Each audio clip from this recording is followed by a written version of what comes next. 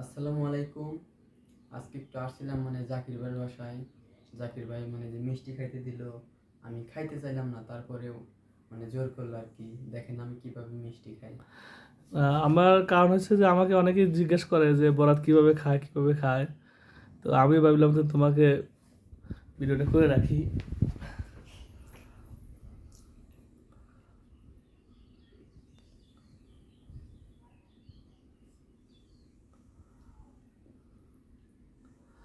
তুমি এভাবে খাওয়া শিখতে তোমার কষ্ট হয়েছে না প্রথম?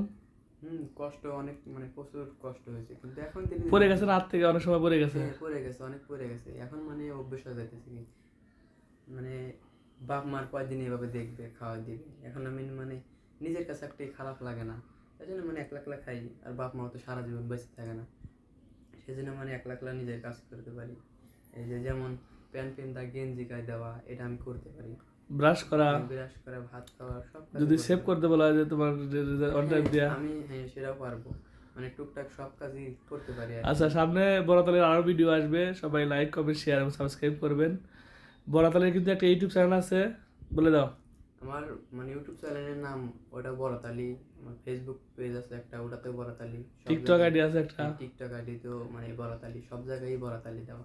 তোমার চ্যানেল তো সাবস্ক্রাইব করবেই, আর আমার চ্যানেল থেকে যারা দেখতে তাদেরকে বলো কিছু, যে আমার জন্য সাপোর্ট করে সবাই।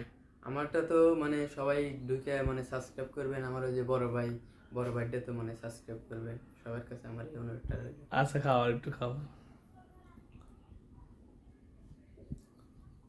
খাবার কেমন হয়েছে? মাশাআল্লাহ, খুব সুন্দর। সবাই দেখলেন বরাতালে কিভাবে খায়। আর নতুন নতুন ভিডিও দেখার জন্য আমাদের চ্যানেল সাবস্ক্রাইব করে রাখবেন। ভালো থাকবেন, সুস্থ থাকবেন। আল্লাহ হাফেজ। আসসালামু আলাইকুম রহমতুল্লাহ।